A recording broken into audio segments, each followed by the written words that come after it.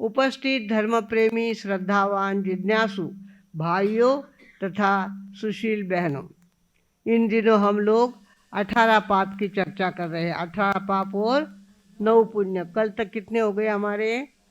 12 पाप हो गए हैं, 6 पुण्य हो गए हैं। अब आज 13वां पाप और 14वां पाप है अभ्याख्यान और परिशून्य, कलंक देना और चुगली करना। ये 2 भयंकर पाप ज्ञानियों ने बताए हैं। कुल 18 ही पाप है, उसकी 1800 भेद होते जाते हैं, पर मुख्य पाप कितने हैं? 18 पाप है। हमारे प्रतिक्रमण में 18 पाप का पाठ आता है भगवानों। किस तरह से हमारा आज का 13वां पाप कौन सा है? कलंक देना। और 14वां पाप है चुगली करना। कलंक देना, चुगली करना, पाप बड़े हैं दोनों। सहज सहज में कर्म है बढ़ते, वचन पुण्य को जानो हो, सब माल खरीदो त्रिशलानंदन की खुली दुकान है, सब माल खरीदो त्रिशलानंदन की खुली दुकान है। बात ये है कि हम कब किसको कलंक देंगे इसका हमारा ही हमको पता नहीं होता। एक गांव में मार साहब आने वाले थे, जैन संत पधारने वाले थे, पैदल चल करके आने वाले थे। हमारा भी अनुभव था, बचपन से हम लोग भी महाराज साहब को लेने को जाना और महाराज साहब को पहुंचाने के जाना। ये दोनों काम माताजी महाराज साहब हमसे करवाते। महाराज साहब ब्याह करना रहे, थाने में जाने वाला। इस तरह से हम लोग 12 किलोमीटर तक महाराज साहब को पहुंचाने के लिए जाते थे भगवानों। इस तरह से महाराज साहब को लेने के लिए पूरे गांव के जैनी लोग महाराज साहब को लेने के लिए गए, पर महाराज साहब उधर से आते हुए दिखे नहीं। हमारा भी आदत थी, कोणालाही विचारायचं का हो ते तोंडाला बांधलेले आशे तुम्हाला दिसले का? तो लोगों ने पूछा कोई उधर से महाराज साहब आते हुए दिखे क्या तुमको? तो एक गाडीवार ने कहा, अहो नदीत बसून ते पाणी पित होते. काय सांगितलं? नदीत बसून ते पाणी पीत होते. अरे बाप रे, अपने महाराज साहब नदी का पानी पिए? हमारे जैन संतों में ऐसा रिवाज नहीं है। उबला हुआ पानी या धोन पानी मिले तभी पीना है, ऐसा कहीं नल का पानी पी नहीं लेना। नदी का, कुएं का पानी पी करके हमारी साधना नहीं होती। इस तरह से उसने कह दिया, नदीत बसून ते पानी पीत होते, और सभी की आस्था खंडित हो गई। सभी को मन में डाउट आ गया कि महाराज साहब ऐसा करते हैं, जहाँ कोई नहीं होता वो नदी में बैठ के पानी पी लेते हैं। और मुखिया ने कहा चलो वापस चलो, ऐसे महाराज साहब को हमको अपने गांव में स्वागत करके नहीं लाना है। सभी अपने अपने घर चले गए। महाराज साहब अपने समय पे गांव के करीब पहुँचे, कोई लेने को नहीं आए। यहाँ गांव के लोग तो बड़े भगत लोग होते हैं, बड़े पक्के जैनी हैं, और कैसे कोई नहीं आया। आखिर थानक में चले गए महाराज साहब और देखा कि कोई थानक में वंदना करने के लिए भी नहीं आया, मंगलिक सुनने के लिए भी नहीं आया। क्या बात हो गई? कुछ तो भी बात हो गई। महाराज साहब ने पानी का पात्र हाथ में लिया और जो प्रमुख घर था वहाँ चले गए। बोले सेठ साहब कोई बात है, जरूर जरूर कोई बात है जो इस तरह से आज हमारा अनुभव कटु आया है। आज कोई हमें लेने को नहीं आया, थानक में कोई नहीं आया, वंदना करने के लिए कोई नहीं आया, मंगलिक सुनने के लिए कोई नहीं आया। क्या बात है? कुछ तो भी बात है। तब सेठ साहब ने कहा, महाराज साहब गाड़ीवार ने हमको कहा कि नदीत बसून पानी पीत होते, और हमारी श्रद्धा कम हो गई, हमारी श्रद्धा ढीली हो गई और हम अपने अपने घर चले आए। हम सारे लेने को आए थे आपको, किंतु ऐसा सुना तो हमारी भावना कम हो गई, इसके लिए हम आ गए। तो महाराज साहब ने कहा, भले आदमी देख तो लेते आपके गांव के नदी का पानी कितना है। उन्होंने देखा पानी तो हमारी नदी में है ही नहीं, रेती रेती है, पानी तो कब का सूख गया है, इतनी गर्मी जोरदार पड़ी है कि पानी कब का सूख गया है। हमने अपने साथ पानी लाया था और आड़ूसा देख करके हमने क्या किया, नदी की राती में बैठ गए, नदी की रेती में बैठ गए और वहाँ अपना पाणी पूरा करके वहाँ से हम निकले हैं। अब त्याने काय सांगितलं, नदीत बसून पाणी पीत होते और इधर अर्थ क्या हो गया, नदी में पानी नहीं था, मार साहब ने अपने साथ में पानी लाया हुआ था, वो पानी पी रहे थे, किंतु हमने तो कलंक दे दिया ना मार साहब के ऊपर कि मार साहब नदी का पानी पी रहे हैं। नदी में बैठ के पानी पी रहे थे, सूखी रेती पर बैठ करके पानी पी रहे थे, नदी में पानी नहीं था। इसका सारा अर्थाचा अनर्थ भागवताच्या चिंध्या। इस प्रकार भगवानों, हम लोग कब किसको कलंक दे देंगे। साधु संतों को भी छोड़ते नहीं है, साधु संतों को भी छोड़ते नहीं है, उनकी भी कसौटी लेते हैं, और जब उनके द्वारा इस तरह से कोई बात हो जाती है तो उसका अर्थ का अनर्थ कर देते हैं। भगवानों, हमें चाहिए हम लोगों पर कलंक लगाऊं, पहले मैं तो अपने भगवान की आज्ञा में कितना रहता हूँ ये तो सोचो। रात का भोजन भी छूटता नहीं है, रात का खाना भी छूटता नहीं है, कंदमूल छूटते नहीं है, और हम महाराज साहब की परीक्षा करने के लिए जाते हैं। थारे तो घट माहे मेला कपड़ा, पर घर धोनो क्यों धोवे। मती तो घट माहे मेला कपड़ा, पर घर धोनो काई धोवे। मती ले रे जीवड़ा नींद अज्ञानी, थोड़ा सा जीवना में काई सोवे।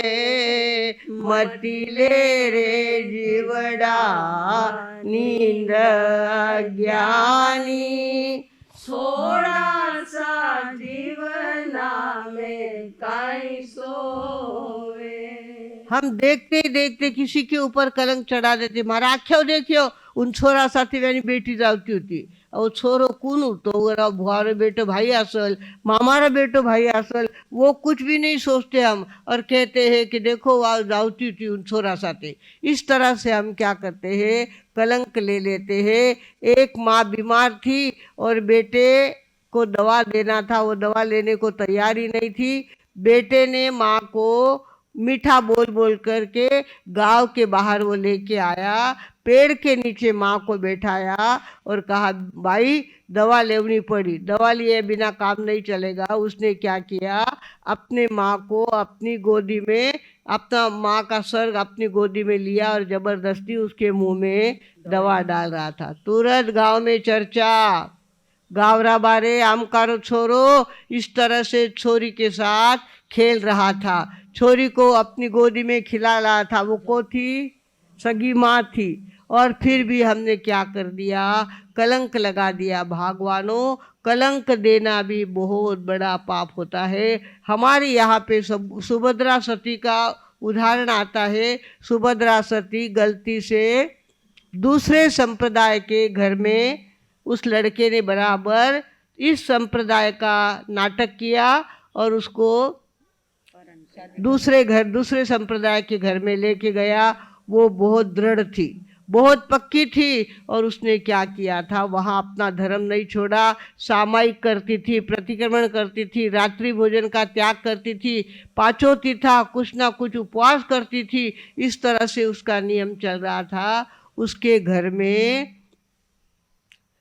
को साधु आए, स्थविरपंथी, और दूसरे होते हैं जिनपंथी, जिनकल्पी संत पधारे। जिनकल्पी संत होते हैं, वे शरीर में कांटा भी घुसे तो अपने हाथ से निकालते नहीं है, कांटे को भी नहीं निकालते। ऐसे संत उसके घर में पधारे। उनके आँख में तिनका गया हुआ था।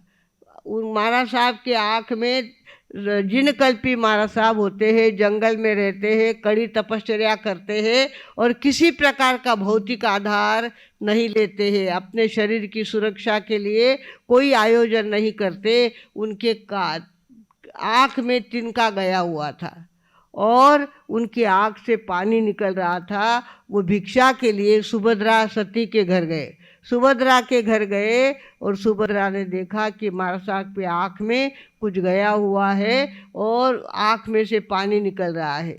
वे संत कपड़े भी नहीं पहनते, जिन कल्पी संत होते हैं कपड़े भी नहीं पहनते और भिक्षा के लिए वहाँ पहुँचे थे। सुभद्रा को कला आती थी, जीभ से आँख का कचरा निकालने की कला सुभद्रा को आती थी। और उसने क्या किया, संतों के उनको स्त्री का संगठा आदि कोई बंधन नहीं होता है, तो वो गई पास में और उसने आँख से क्या कर दिया, अपनी जीभ से आँख का कचरा धीरे से निकाल दिया। वो जब निकाल रही थी कचरा तो उसके माथे का कुमकुम महाराज साहब के शरीर को लग गया। और सासू तो विरोध में ही थी, विरोधी संप्रदाय की औरत बहू बन के आई थी, बेटा लेके आया था उसको, इसके लिए सासू तो हमेशा उस पर जलती ही रहती थी। उसने कहा, देखा बहू ने कैसा कमाल किया है, महाराज साहब के साथ भी उसने माथा फोड़ा है, महाराज साहब के साथ भी उसने कोई गलत काम किया है, उसका कुंकू महाराज साहब के शरीर को लगा हुआ है। उसने कलंक ले लिया। अड़ोस पड़ोस के लोगों को कहने लग गई, मेरा बेटा बहू को लेके आया है, बहू तो ऐसी कुलखनी है कि उसने संतों को भी नहीं छोड़ा। और इतनी गांव में चर्चा फैल गई, सुभद्रा इतनी धार्मिक है और उसने देखो ऐसा संतों को भी नहीं छोड़ा। इस तरह से उसकी चर्चा होने लग गई, गांव गांव में चर्चा फैल गई और सारे लोग सुभद्रा को नाम रखने लग गए। वो अपने धर्म में पक्की थी, किंतु सुभद्रा का नाम लोगों के मन में अशुभ स्त्री इस तरह के पड़ गया था और वो सारी बातें सहन कर रही थी। अब जवाब दे तो किसको जवाब दे, किसका मुंह बंद करे, ऐसी उसकी हालत थी। पर याद रखना, धर्म की रक्षा जो करता है, धर्म एव हतो हन्ति धर्मो रक्षति रक्षितः, जो धर्म की रक्षा करता है उसकी रक्षा अपने आप होती है। आकाशवाणी हुई कि शहर के दरवाजे बंद हो जाए, शहर के दरवाजे बंद हो जाए और जो सती स्त्री होगी वो दरवाज़ा खोल सकेगी, नहीं तो दरवाज़ा खुलेगा नहीं। राजा ने भी ये बात सुनी, पुरानी कथा है ये बहुत ज़्यादा। राजा ने भी ये बात सुनी, फटाफट चारों, पहले गांव में दरवाजे होते थे, वेशी होती थी, वेशी को दरवाजे होते थे, तीनों दरवाजे बंद हो गए, चौथा भी दरवाज़ा बंद हो गया। और देखते देखते लोग कहने लगे, अंदर के लोग बाहर नहीं निकल सकते, बाहर के लोग अंदर नहीं आ सकते, ऐसी स्थिति हो गई।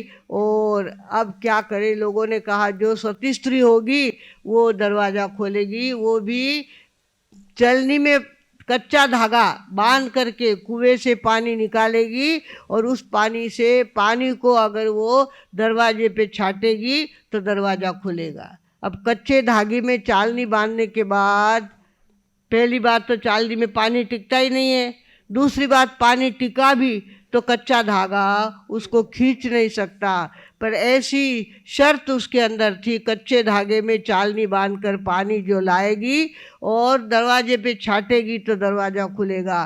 कई औरतें आई, मैं सती स्त्री हूँ, मैं सती स्त्री हूँ, मैंने कभी पराये पुरुष को देखा नहीं है, इस तरह से कह के कई औरतें आई पर फेल होकर के चली गई। गांव की कई औरतें आई और फेल होकर के चली गई। आखिर सुभद्रा ने कहा, माँ जी मैं जाऊँ क्या?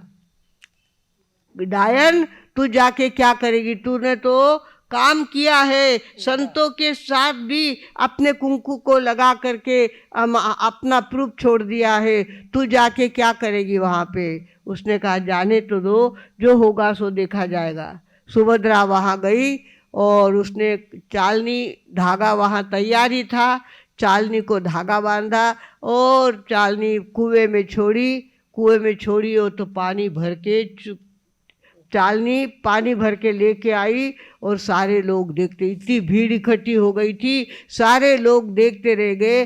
कच्चे धागे में बांधी हुई चालनी ऊपर आ गई पानी भर के, और सुभद्रा सती नमो हरियंताणम नमो सिद्धाणम कहते हुए दरवाजे पर छाटा मारती गई, और देखते देखते दरवाजे खुलते गए, दरवाजे खुलते गए। 3 दरवाजे खोले, चौथा दरवाजा ऐसा ही चंपा नगरी में आज भी बंद है दरवाजा। और कहा गया है कि कोई सती स्त्री पियर गई हो, किसी कारण से वो बीमार हो, किसी कारण से वो आ नहीं सकी हो, वो कहेगी कि मैं भी ये काम कर सकती थी, तो उसके लिए एक दरवाजा बंद रखा और 3 दरवाजे खोले गए। भागवानों, ये बना हुआ सच्चा प्रसंग चंपा नगरी के अंदर हुआ है, और सब सती सुभद्रा पर इतना बड़ा कलंक लगा था, वो कलंक दैविक सहायता के कारण खुल गया। भगवानों, इस तरह से कलंक देना भी एक बहुत बड़ा पाप होता है। हमें चाहिए पिट्ठी मनसम नो खाए जा, पीठ का मांस कभी मत खाओ, किसी की पीठ के पीछे निंदा मत करो, पीठ के पीछे इसका कलंक मत लगाओ। आजकल क्या है, थोड़ा बहुत जंतर मंतर करने लगती है औरतें, तो कहते हैं बारलो करया, ये बारला करती है, बाहर का करती है, बाहर का करती है, इस तरह से उसकी बदनामी हो जाती है। ऐसे हमारे गांव में भी एक बहन का नाम इतना हो गया था, माताजी मार साहब के पास आके वो बहुत रोई, मार साहब मैं कुछ नहीं करती हूँ, पर लोगों ने मुझे बदनाम कर दिया है, तो मेरा नाम बाहर का करती है, ऐसा पड़ गया है, क्या करूँ। अब महाराज साहब भी क्या कर सकते थे, लोगों के मुंह को हाथ लगाया नहीं जाता। पर भगवानों, कुछ भी हो, संप्रदाय के ऊपर कलंक लगाना, धर्म के ऊपर कलंक लगाना, साधु संतों के ऊपर कलंक लगाना, गृहस्थी के ऊपर कलंक लगाना, ये बहुत बड़ा पाप है। और इसको हमें अपने जिंदगी में बोलना, मैंने सुना नहीं है, मैंने देखा नहीं है, मैं तुम्हारी हाँ में हाँ भरूंगी नहीं, मैं हाँ में हाँ करने वाली नहीं हूँ, मैं कुछ तो कलंक देने का पाप मैं करूंगा नहीं, करूंगी नहीं। इस तरह से भगवानों, कलंक देना एक पाप है। और दूसरा पाप कौन सा है? चुगली करना, चुगली करना। पैशून्य। चुगली करना यानी पैशून्य, अभ्याख्यान और पैशून्य। अभ्याख्यान यानी कलंक देना, और पैशून्य यानी चुगली करना। चुगली करने वाला क्या करता है? उल्टी को सुलटी करे, सुलटी दे उल्टा। हसत हसत जो करत है वो सो चुगल कहाय, सो नर चुगल कहाय। तो जो उल्टी को सुलटी कर देता है, सुलटी को उल्टी कर देता है। मैंने अपने आँख से देखा, मैंने ऐसा सुना, मैं से वैसा सुना, उल्टी को सुलटी कर देता है। थोड़ी सी बात होती है और वो क्या करता है, इधर की बात उधर, उधर की बात उधर, पापड़ के बहाने जाना, शादी के बहाने जाना, फंक्शन के बहाने जाना, इधर की बात उधर है पहुंचा के आ जाना। इस तरह से हमारी औरतों को तो खास औरों की बातें करने में बड़ा मजा आता है। सामयिक लेने के लिए थानक में पहले हम आजकल तो बहुत समझदार हो गई है बहनें, ध्यान रखती है, किसी की बात नहीं करती। पर पहले तो बातें करना यानी इकट्ठा होना, और इकट्ठा होना यानी सामयिक के बहाने ही घर से निकला जा सकता था। 5 7 मिलके आई, माला निंदा की फिर आई, तुम ही कह दो मेरी बहनों यह कैसी है समाई। 5 7 मिलके आई, माला निंदा की फिर आई, तुम ही कह दो मेरी बहनों यह कैसी है समाई। 5 7 मिलके आई, राजी बाई, रतनी बाई, दाखी सकरी बाई,